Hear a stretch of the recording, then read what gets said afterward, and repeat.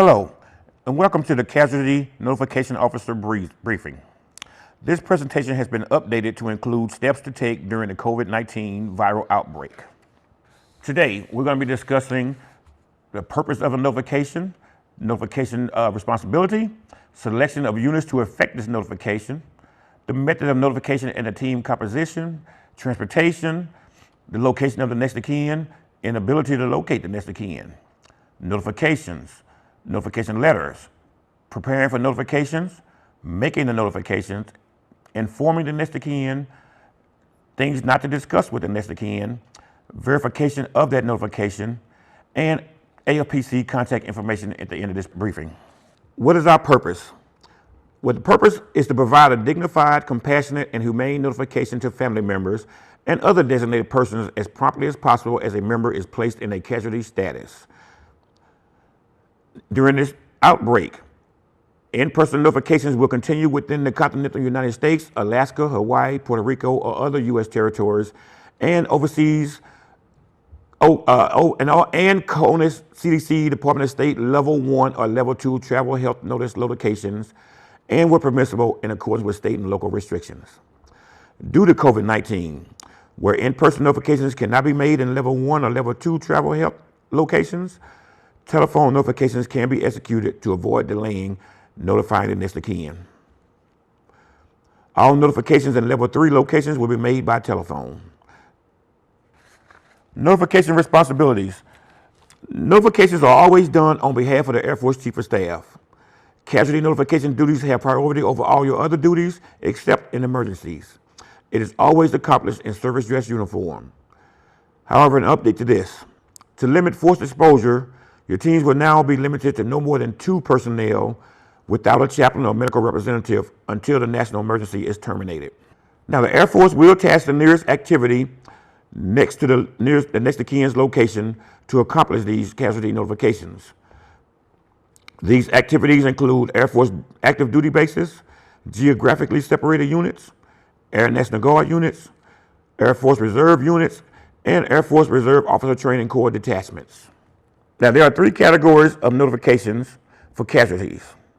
An Air Force rep will notify next of kin of deceased, duty status whereabouts unknown, and missing members in person whenever feasible. This team will be a member's commander and a designated representative that he chooses, or it can be a notification team with no more than 2 people. That notification team must consist of field grade officers, major or above, of equal or higher grade than a service member. Now, one other military member can attend this. It does not include a chaplain or medical representative until the national emergency is terminated. Never make a notification alone. And have a hard copy of the Air Force A1 Casualty and Mortuary Affairs Program Travel Guidance Memo with you. Have your notification letter that is signed and completed, and of course your questionnaire will be completed as well. Authorized military vehicles for use in accomplishing casualty notifications. Not any vehicle can be used for this purpose. Those vehicles has to be either an Air Force sedan, an Air Force station wagon, and privately owned vehicles only when military vehicles are not available. Your casualty officer, your casualty representative will submit a standard form 1164 for reimbursement for expenditures on official business to your local FSO. Reimbursement is chargeable to unit O&M funds. Locating the next of kin. Your casualty assistance rep or your car will provide you with notification officers with your next of kin's last known address. The notification officer should contact local law enforcement officials if assistance is necessary to protect the notification team in dangerous areas, or if they might need help with the officer locating next of kin with rural routes or post office box addresses. If it appears the next of kin is not at home, the notification officer should contact neighbors, police, or local postmasters for information regarding the next of kin's whereabouts, without divulging too much of the information regarding this visit.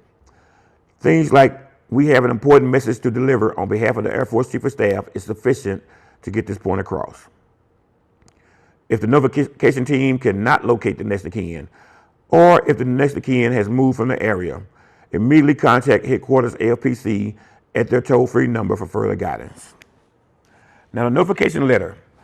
A notification letter is not required when the member's commander or a designated rep from that unit personally notifies the next of kin. When notification letters are required, that letter is completed by headquarters AFPC and is emailed to the installation casualty officer or the officer at the geographically separated unit.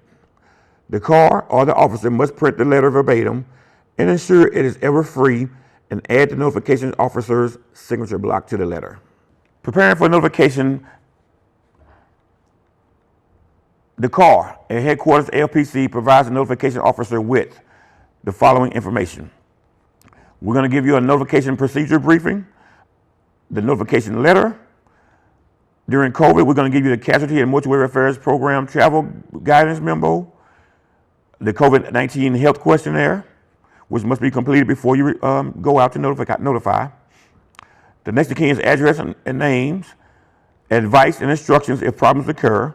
We're going to give you a map of that area if available. Transportation will be provided by the CAR. And of course, the toll-free number to headquarters AFPC Casualty. Making that notification in normal situations and during COVID-19.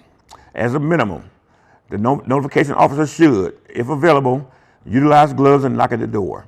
Immediately back up at a distance per CDC guidance and wait for a response. Identify yourself as a representative of the Air Force Chief of Staff and make sure you're speaking to the correct person by confirming the identity of their next of kin.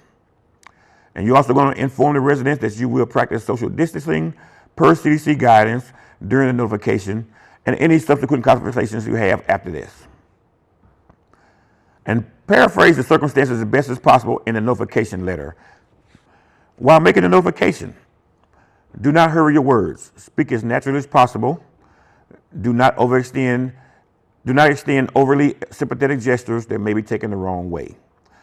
Do not physically touch the next of kin in any manner, and avoid making detailed statements about that incident. And you're also going to give the notification letter to the next of kin at the end of your briefing. State to the next of kin that the member's commander will be sending a letter explaining those circumstances in further details. And then you're going to refer the next of kin to your installation commander for information on those CONUS casualties, headquarters for overseas casualties. You're also going to inform the next of kin that they are eligible for casualty assistance, and a CAR will contact them within 24 hours to arrange for a virtual personal casualty assistance briefing at their convenience. Verify the next of kin's name, address, and telephone number in order to accomplish this. If there is another notification team en route to a different next of kin, we will let you know to inform the next of kin of that happening. Now you're going to inform the next of kin, as indicated in the notification letter, that for continental United States casualties, a mortuary affairs rep will also contact them within 24 hours. And for overseas casualties, headquarters Air Force Mortuary Services will contact them regarding affairs for mortuary. While informing the next of kin, as soon as possible, you're going to provide headquarters AFPC all the information you obtained during that notification. At a safe distance, you also want to stay with the next of kin as long as possible, but depart the residence in a professional manner and within a reasonable time. Ask the next of kin if they have someone that will stay with them or wishes to call someone to stay with them. You do not want to leave the member alone, and do not depart the premises until positively identifying that a next of kin will have someone with them when ready to depart. The following items should not be discussed with the next of kin. Any questions about survivor benefits, burials, or similar matter. Compensation-related questions dealing with insurance, gratuities, arrears of pay, and so forth. And any questions related to line of duty, negligence, or errors in judgment, they will get that further information when the commander contacts them. And please do not discuss any questions related to mortuary affairs. Now, after the notification is complete, and immediately after leaving that residence, you want to telephone headquarters AFPC at the toll-free number or your casualty officer that sent you out. And you want to notify them of the time the notification was completed, verify that the next of kin's name, address, and telephone number has been verified, any unusual events or comments made by the next of kin, and any information on other family members that need to be notified by that next of kin or by the Air Force. Now, the contact information for Air Force Casualty Assistance, AFPC Headquarters Casualty. They have technicians available 24/7, 365 days a year for your assistance, and their number is 1-800-525-0102. You will then hit option 1 and option 1. The casualty standby phone number is 210-319-0830, or they can be contacted at 210-954-0464. For email purposes, you will use the following email: afpc.casualty@us.af.mil. Now, thank you for your time. This is the end of our briefing. We want to thank you for your time and attention to this very important task.